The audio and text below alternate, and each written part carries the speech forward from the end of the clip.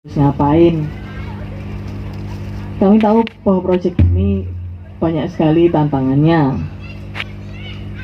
Tapi sebetulnya pada saat itu pandemi malah membuat kita seakan-akan menunjukkan bahwa ada metode pertunjukan yang terbaik yang bisa dilakukan di tengah-tengah pandemi. Dan saya juga tahu bahwa tidak ada yang kebetulan di dunia ini. Secara tidak sengaja kita telah merancang sebuah tour yang sudah bisa beradaptasi dengan kondisi di sekitarnya. Bayangkan saja, sebagai seniman dengan Arka Kinari, kami tidak perlu repot-repot pergi ke airport atau naik bis atau disediakan sebuah ruangan untuk berekspresi, karena semuanya sudah kami bawa sendiri. Yang kami butuhkan hanyalah sebuah dok dermaga.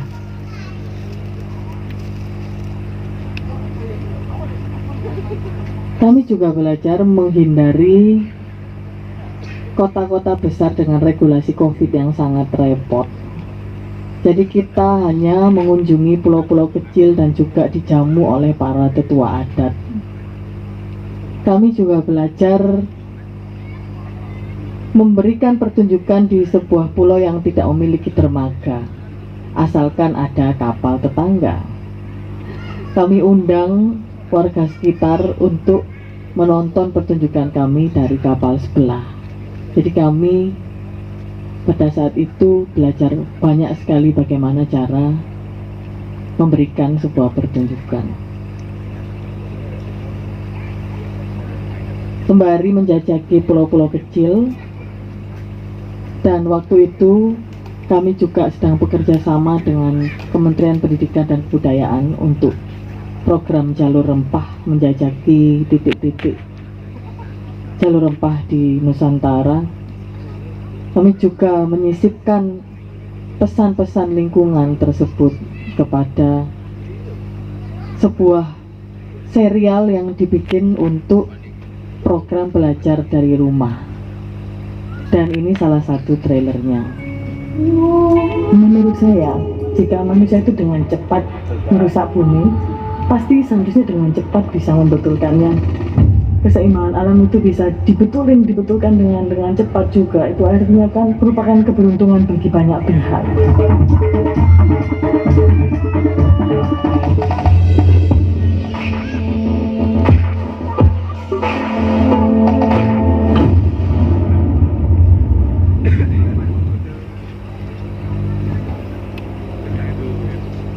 Dalam kunjungan singkat ini, kami juga mengarsipkan musik-musik yang kami nilai unik dan juga hampir tidak pernah terdengar.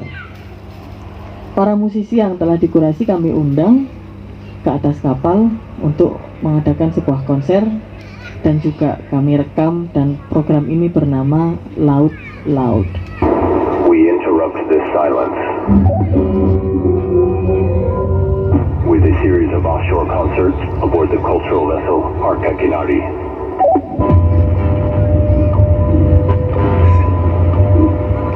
Join us on this voyage through international waters to find the outer limits of sound.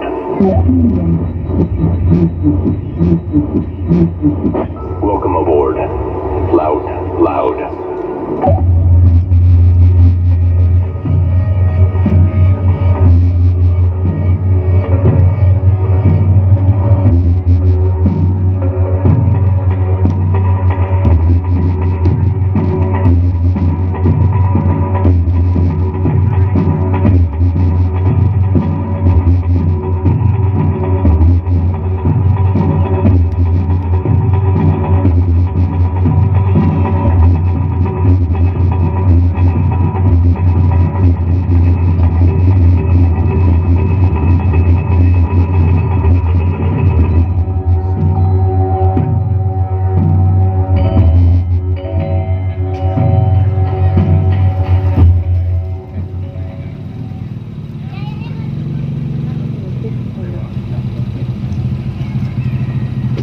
Kita tidak mengejar hal-hal yang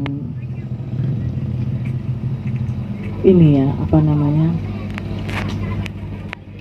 kalau bilangnya itu bisa dihitung dampaknya. Kita tidak menaruh nyawa kita selalu ada di perbatasan antara hidup dan mati, tinggal di kapal itu bukan untuk melakukan kesenangan semata atau mengejar menjadi terkenal atau apapun lah. Kita tidak merugi, mengeluarkan dana sendiri, menjual rumah, menjadi bokek, menjadi pilot untuk mengejar hal-hal yang bisa dilihat dengan kasat mata, seperti konser di setiap titik, atau berita-berita tadi, atau tanggapan internasional dan sebagainya. Itu semuanya hal yang menurut saya tidak sulit untuk didapatkan asalkan dengan konsistensi dan juga kesabaran dan keyakinan dan keteguhan. Tapi ada yang lebih penting dari semua itu. Kami di sini repot-repot berlayar, pelan-pelan datang ke satu titik, lalu ke titik yang lainnya. Kami mengejar hal-hal yang malah tidak bisa dilihat dengan kasat mata. Apakah itu? Bisa jadi inspirasi. Anak kecil mana yang jika melihat kapal Arca Kinari secara langsung tidak lalu berkata One Piece? Ya, itu memang mereka seperti melihat kapal di One Piece itu keluar di dunia nyata. Oh, ini ada ya kapal layar seperti ini. Kita mengejar itu, mimpi di dalam tidur mereka bahwa oh bisa ya ternyata One Piece itu ada kapalnya dan dia mengarungi samudra, tapi kalau di dunia nyata namanya Arca Kinari. Itu yang kita kejar. Lalu pertanyaan banyak sekali. Tetua adat datang ke kapal, mereka nongkrong dengan kita sampai malam. Penasaran mereka, apa yang harus mereka geduk tularkan. Itu yang kita kejar. Karena kami sebagai kapal layar di banyak kasus menjadi kapal layar pertama setelah bertahun-tahun tidak ada kapal layar yang mampir ke sebuah pulau kecil atau bahkan di pesisir utara Jawa. Jarang sekali terlihat kapal layar. Memori itu yang ingin kami tinggalkan. Ada kapal layar namanya Arca Kinari, mereka berjuang untuk lingkungan dengan menggunakan metode seni dan budaya. Hari ini kita hidup di dalam krisis iklim. Krisis iklim itu nyata, bukan besok, bukan 10 tahun, bukan 100 tahun lagi. Dan apa yang dilakukan oleh teman-teman seni dan budaya seharusnya temanya sudah tidak boleh menghindar dari tema lingkungan. Karena kita semakin hari semakin dituntut untuk mengajak sekitar kita untuk punya kesadaran lingkungan. Sudah tidak zamannya lagi membuang sampah plastik di sungai. Karena yang melihat saya, sampah plastik yang Anda buang di sungai, yang melihat ya kami-kami ini. Kamilah yang mendengarkan curhatannya semua sungai di dunia, karena kami ada di lautan. Sudah waktunya kita hidup lebih lambat lagi. Gimana sih hidup lebih lambat itu? Tidak kemerungsung, kalau misalnya orang Jawa bilang kemerungsung ngertos ya. Kemerungsung, tidak kemerungsung. tidak mengejar hal-hal yang tidak penting. Sandang, pangan, papan, HP, tab, komputer, kok akeh men suwi-suwi. Nah ini kalau rusak sampahnya kemana? Mulailah kita memikirkan hal-hal seperti itu. Kemana akhirnya sampah-sampah kita pergi? Hidup lebih lambat, bergerak, beraksi dengan lebih cepat. Hal yang bisa kita lakukan untuk bumi yang lebih baik lagi. Semangat ya konco-konco seni budaya. Kita jaga warisan yang paling penting, yaitu bumi. Dibayangkan bahwa bumi juga seperti kapal Arka Kinari. Dia tidak jauh berbeda, punya keterbatasan. Bensinnya sudah mau habis, air bersih sudah jarang, makanya kita harus segera bertindak supaya generasi-generasi selanjutnya tidak merasakan apa yang kita rasakan hari ini. Matur nuwun, malam ini kita nanti bisa ngobrol-ngobrol lagi. Terima kasih sudah diundang di sini ya Mas Pop dan teman-teman semuanya yang ada di Lasem. Selalu menyenangkan untuk mampir ke Lasem.